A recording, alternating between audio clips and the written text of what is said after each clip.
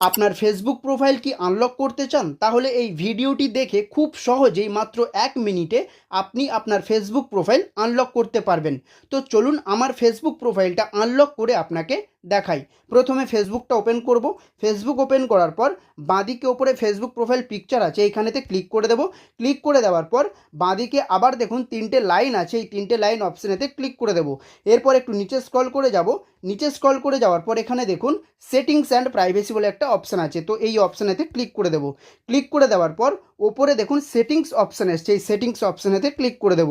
Settings অপশানে click করে দেওয়ার পর একটু নিচে স্ক্রল করে যাব।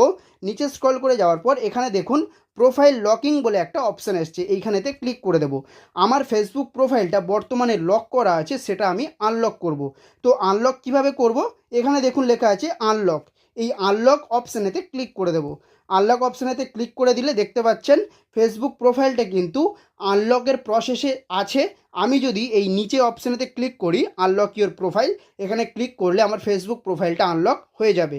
তো এখানে আমি নিচে অপশানেতে ক্লিক করে দেব। ক্লিক করে দেওয়ার পর দেখবেন আমার ফেসবুক প্রোফাইলটা আনলক হয়ে যাবে। এখানে নিচে লেখা আছে দেখুন ইউ আনলকড ইওর প্রোফাইল, এবং তার নিচে লেখা আছে দেখুন more people May C the photos post and stories on your profile.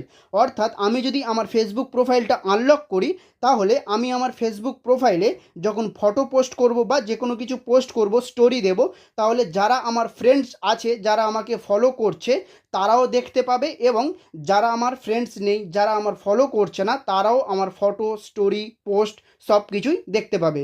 তো আমি এই ওকে অপশানেতে ক্লিক করে দেব। ওকে অপশানে ক্লিক করলে প্রোফাইলটা আনলক হয়ে যাবে। তো আমি একটু রিফ্রেশ করব, রিফ্রেশ করলে আনলক হয়ে গেল। দেখতে পাচ্ছেন এখানে কিন্তু লক করা ছিল, সেটা কিন্তু আনলক হয়ে গেছে। তো এইরকমভাবে খুব সহজেই মাত্র 1 মিনিটের মধ্যে আপনি আপনার ফেসবুক প্রোফাইল আনলক করতে পারবেন। তো ভিডিও ভালো লাগলে একটা লাইক করে দেবেন, আর এই রকম ভিডিও পেতে চ্যানেলটি সাবস্ক্রাইব করে রাখবেন। ধন্যবাদ।